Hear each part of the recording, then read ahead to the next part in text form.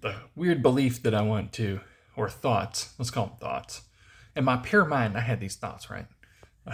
Of the PoleStar character concept that has many names that we find associated with the Canis Major or whatever constellation. Don't quote me on that completely, but it's the dog constellation.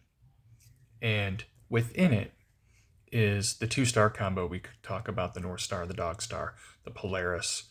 I do believe there's something to do with correct earthly terrestrial worship of that entity that actually would benefit people and that entity. We'd all charge up, right? Ergo.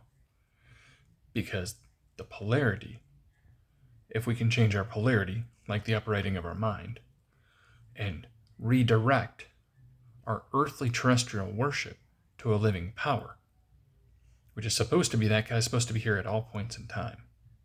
You know, we can maybe manifest that if you guys believe in that kind of concept.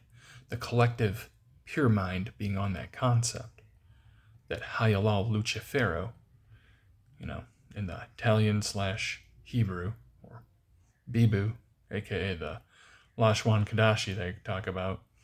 The reality is we're supposed to be teaching things in languages we understand. And if we use slang languages for stuff, people are going to lose grip of the paradigm that we're actually in. And we can see that there are referential concepts and contexts for the celestial movements and bodies, even in the scriptures. So we can say that if there are groups of people pairing their feelings about celestial movements and or their application in life, well, unfortunately, Paul even was talking about terrestrial and celestial things. And there are others that spoke about not being able to speak of the celestial because the terrestrial was too much for them.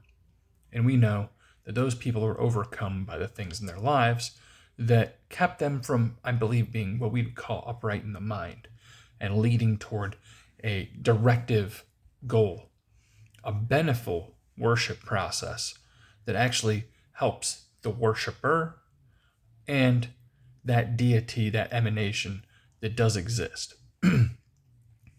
Ergo, the concept would be like this. It would be a story, because this is kind of fantasy, right? Because that's kind of all this really is, guys. Even the witchcrafty is kind of fake. The witchcrafters, they just really make stuff that isn't good for people, whether it's lies or products that destroy people. At the end of the day, I want to do kind of like a fantasy expose on how the world really isn't that all that crazy warlock witchery. The worst of it is like people lying and deceiving to getting power, right? When we have rights and authority and liberties associated with the constructs of the governments we're in. Unfortunately, there's a corporate occupation in between us and our own rights. For some reason, they get access to data and stuff, just like the police walking you into lines of conversation and questioning that would bring you outside of your rights. And the reality is we shouldn't be having those kinds of situations. We should be guarding the citizens from those situations and changing the authoritative process and the communicative process to align with our actual rights and individual authorities. AKA, you could be able to say to places that you guys no longer can ask for these things, because they just are extra legal, aka extraterrestrial.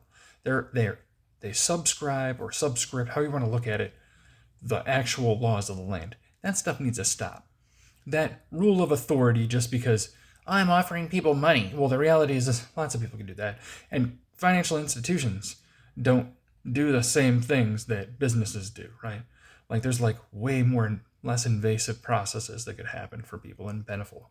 So I just kind of want to point out from the light bearer's perspective, who's trying to draw terrestrial worship to him. And I think there's actually some reality there, where there's an individual light bearer who has a guiding concept and principle set that the entire of humanity should adjust to, even just to see if it works or not for a period of time, and to pick up those concepts in whole and run with them. not to subvert government or subvert authority, but in micro apply them and see if you're able to self-actualize things that you were not before. Ergo, pointing out that more grassroots movements, right? We would say with affronting unnecessary authority, right? An unnecessary tyranny in processes. Like, for instance, we should push the states to constantly have processes for us to get licenses. There shouldn't be weird private industries in between us and the state. The state should be on the hook for putting its access and fulcrums for civic input, right, in general. And I'm not talking specifically for where I'm at right now. Obviously, I'm American. I'm in America. I mean, rights differ from where you're at. So you have to obviously follow those things. This is not a message to come away from, the authoritative processes that you're under, right? This is to, once again, be a little preachy and point out that there might be something to the reason there was that scriptural set, that there was like a nativity under the North Star, there was a bunch of wild stuff and celestial concepts. Maybe we do, in some way, draw mind power from celestial entities in some way, shape, or form. Maybe the truth is that there is no terrestrial entities to draw power from, and that we, as humans, all draw power, mind power, from celestial entities in that concept, right?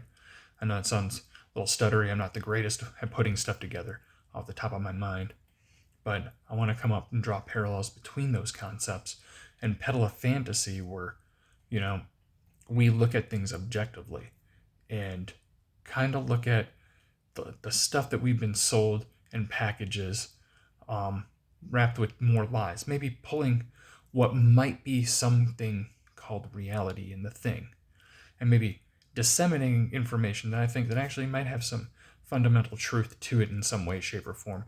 Although I can't prove it, because that's what warlocks do. Say, that's the truth, but I can't prove it, and assert.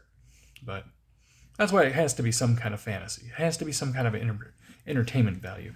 I know I've got a couple ideas laced with that persona, that shtick persona, but I really think it's actually going to take off in some way, shape, or form. Here's the idea down on wax so that, later on we can take a look at it and pick it apart and see if we can add value.